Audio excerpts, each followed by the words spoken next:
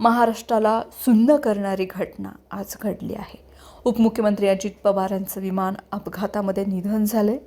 अजित पवार हे मुंबईहून बारामतीला निघाले होते, मात्र विमान धावपट्टीवर उतरत असतानाच विमानानं नियंत्रण गमावलं आणि हा अपघात घडला. या अपघातामध्ये अजित पवार यांच्यासह 5 जणांचा मृत्यू झाला आहे.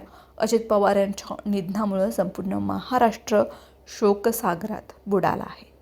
बारामतीमध्ये कार्यकर्त्यांची मोठी गर्दी केली असून त्यांच्या डोळ्यामध्ये पाणी पाहायला मिळत आहे. दरम्यान हा अपघात नेमका कसा झाला याबाबत आता एव्हिएशन एक्सपर्ट विशाल बांगरे यांनी महत्त्वाची माहिती दिली आहे.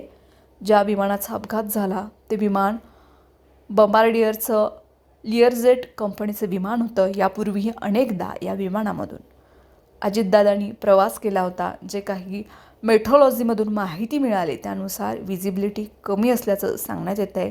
पायलटने सुरक्षेच्या दृष्टीने VIP ऑन बोर्ड असतानाच दक्षता घेतली होती. आधी विमानाचा एक राऊंड घेतला, नंतर लँडिंगचा प्रयत्न केला.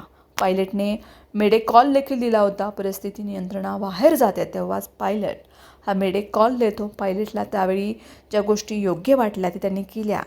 त्यावेळी त्यांनी तो निर्णय घेतला. हवामानाची परिस्थिती तशी बदलत असते, त्याप्रमाणे धुक्यामुळं व्हिजिबिलिटी कमी असल्यानं त्याने लँडिंग करण्याचा प्रयत्न हा प्रथमदर्शी दिसून येतो आहे. उड्डाणापूर्वी विमानाच्या प्रत्येक गोष्टी चेक केल्या जातात. पायलट स्वतः विमान चेक करतो. सगळे क्लिअरन्स मिळाल्याशिवाय विमानाचं उड्डाण करता येत नाही, अशी माहिती विशाल बांगरे यांनी दिली आहे.